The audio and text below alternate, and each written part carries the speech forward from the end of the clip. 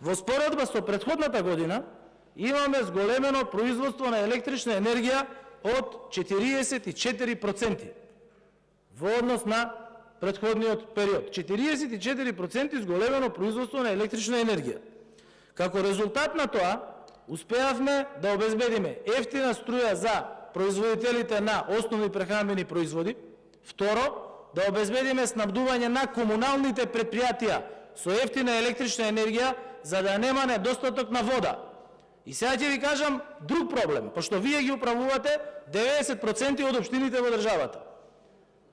Ем добија ефтина струја, ем ја покачија цената на комуналните услуги.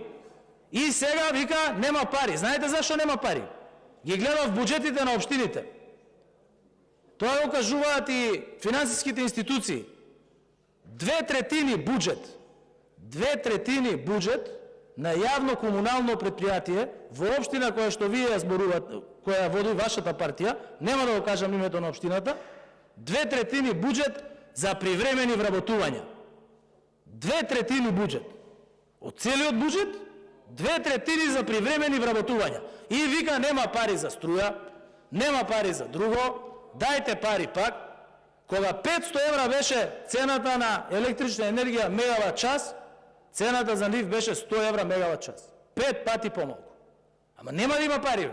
2/3 буџет за привремени вработувања. Па дали е тоа одржливо? 2/3. Погледнете ги проектите во општините што ги водите. 70 милиони евра грант изгубивте у Скопје заради тоа што не сте иделе на состаноци. Вие не сте иделе на состаноци. Вашиот градоначалникот, не е мој градоначалникот. Вие имате градоначалник во Скопје. Вие славевте пред зградата Белата палата, кога зборувате за корупција во Белата палата, која што уште имотен лист не може да земе, затоа што како ќе го земе кој е по судови. Па прашањето е тоа. Тоа е прашањето. Баш тоа е прашањето. Најубавото прашање го поставивте вие. Игравте чочеци, свиревте трубачи, носевте бели капути, сите у нови блузони и на крајот и грантови изгубени и ништо не направено.